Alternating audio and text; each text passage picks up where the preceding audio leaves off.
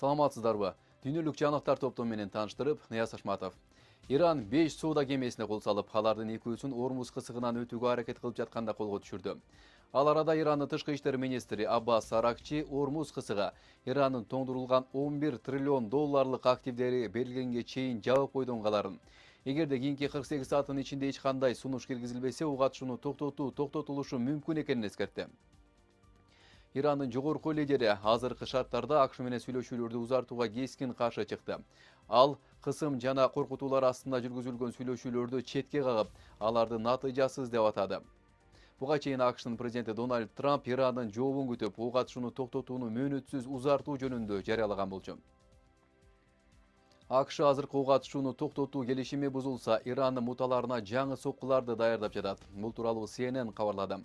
Булактардын маалыматы боюнча аскерлер Ормуз кысыгындагы Перс булуңунун түштүгүндөгү жана Оман булуңундагы Ирандын буталарына динамикалык бутага алууга көңүл буруп жатышат.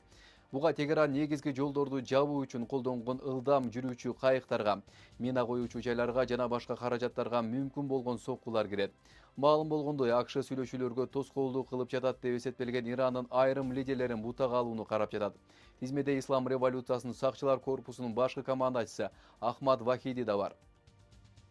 АКШтын өзөктүк энергия менен иштеген Джордж Буш учакташуучу кемеси Индия океанына келип, Иранды көздөй багыт алды.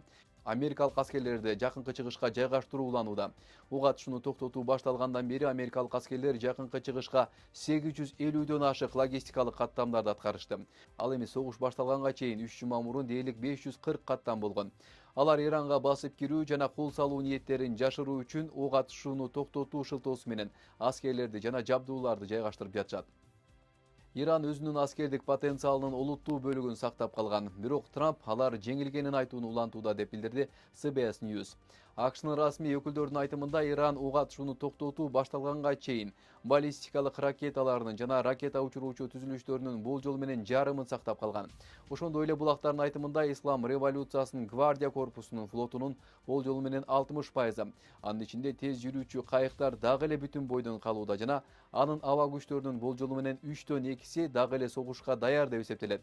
Ошол эле учурда Трамп жана Пентагондун катчысы Пит Хексет АКШтын операциясы Ирандын аскердик мүмкүнчүлүктөрүн дээрлик жок кылды деп билдиришкен.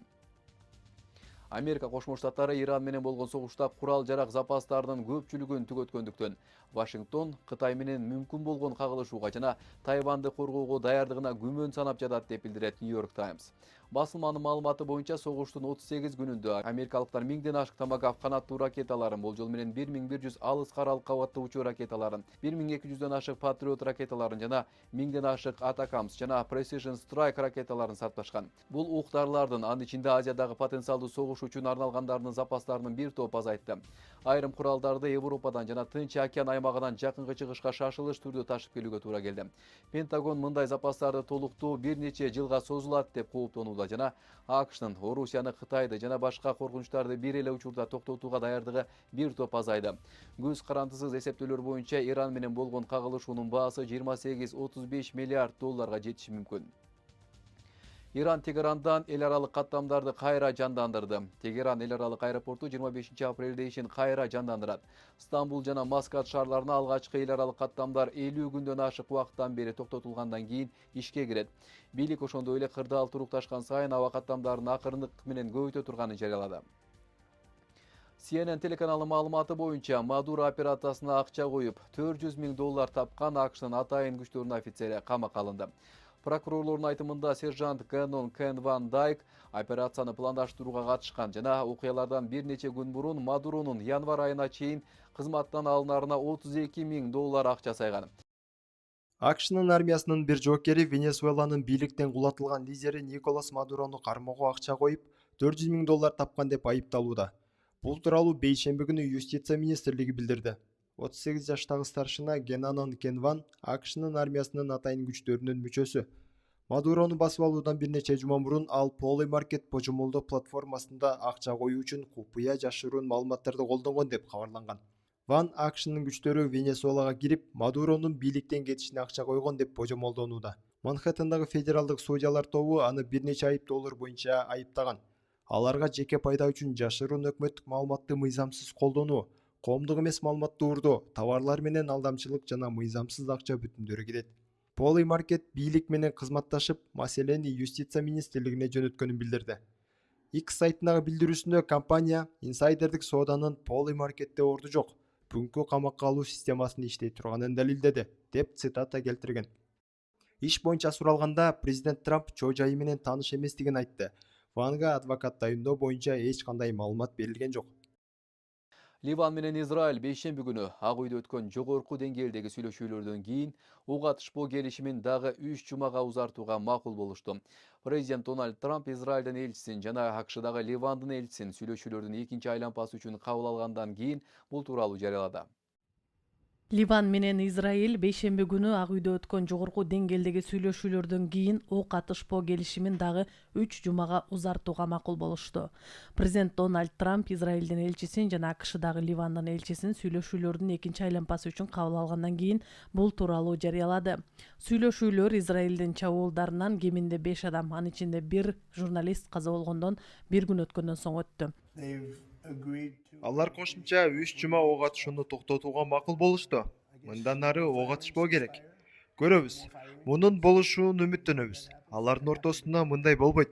Анткени аларды ойлонткон Хезболла тобу бар. Трамп ошондой эле социалдык түйүндө жолугушу абдан жакшы өткөнүн айтып, АКШ Ливанга Хезболладан коргонууга жардам берүү үчүн биргелешип иштей турганын кошумчалады. Иран колдогон топ сүйлөшүүлөргө катышкан эмес жана Израилдин күчтөрүнө каршы турууга укугу бар экенин айтат. Трамп ошондой эле Израилдин премьер-министри Биньямин Нетаньяху менен Ливандын президенти Жозеф Аунду жакында кабыл алууга үмүттөнөрүн айтып, эки тараптын быйыл тынчтык келишимине жетишүү мүмкүнчүлүгү жогору экенин маалымдады. Хезболлада баары аларга каршы бириккендей сезилет. Ошентип, алар экөө тең бул жагынан абдан биримдикте. Менимче, тынчтык орнотууга абдан жакшы мүмкүнчүлүк бар. Ок атышууну токтотуу келишими ушул дем алыш күндөрү бүтүшү керек болчу. Бул жалпысынан зордук зомбулукту азайтты. Бирок Израиль аскерлери дагы эле өздөрүн буфердик аймак деп жарыялаган Ливандын түштүгүндө кагылышуулар жана аба соккуларын улантууда. Израилдин аскерлери Ливандын тургундарына бул аймакка кирбөө жөнүндө бир нече жолу эскерткен. Ливан келечектеги сүйлөшүүлөр Израилдин чыгып кетишине, ливандык туткундарды бошотууга жана кургактагы чек арасын аныктоого багытталарын билдирди. Израилдин көңүлү Бейрут акыркы 1 жылдан бери тынчтык жолу менен куралсыздандырууну көздөп келген күчтөрүн чыгарып кетүүнүн ордуна Хезболланын түп тамыры менен жок кылууга бурулган. Сальвадордо өлкөнүн кылмыштуу топторунун миңдеген кармалган мүчөлөрү боюнча жапырт сот иштери башталды. Сүрөттөн 47 миңден ашык кылмыш иши боюнча айыпталган MS-13 бандасынын 486 улук мүчөсүн көрүүгө болот. Белгилүү болгондой, ар бир айыпталуучу көптөгөн жылга эркинен ажыратылышы мүмкүн. Мета компаниясы кызматкерлеринин 10%-ын жумуштан кетирип, алардын ордуна жасалма интеллект менен алмаштырууда. Документке ылайык, май айынан баштап анын 79 миң кызматкеринин 8 миңге жакыны жумуштан бошотулат. Мындан тышкары бул жол менен 6 миң бош орундар жок кылынат. Facebook, Instagram жана WhatsApp сыяктуу Мета жасалма интеллектке активдүү инвестиция салууда. Бул жылы гана инвестиция 135 миллиард долларга жеткен. Рейтер агенттигинин маалыматы боюнча, Мета кызматкерлеринин компьютерлерине алардын аракеттерин көзөмөлдөгөн жана жасалма интеллекти да ушундай кылууга үйрөткөн программалык камсыздоо алдын ала орнотулган. Кытай акустикалык курал менен робот иттерди сынап жатат. Алар максаттуу үн сигналын чыгаруучу түзүлүштөр менен жабдылган. Бул олуттуу ыңгайсыздыкты жана багытын жоготууну жаратат. Мындай технология душманды баш калкалоочу жайдан чыгарып, жайгашкан жерин көрсөтүүгө мажбур кыла алат. Сиздер бүгүнкү күнгө алынган жаңылыктар түрмөгү менен тааныша алдыңыздар. Саламатыңыздар.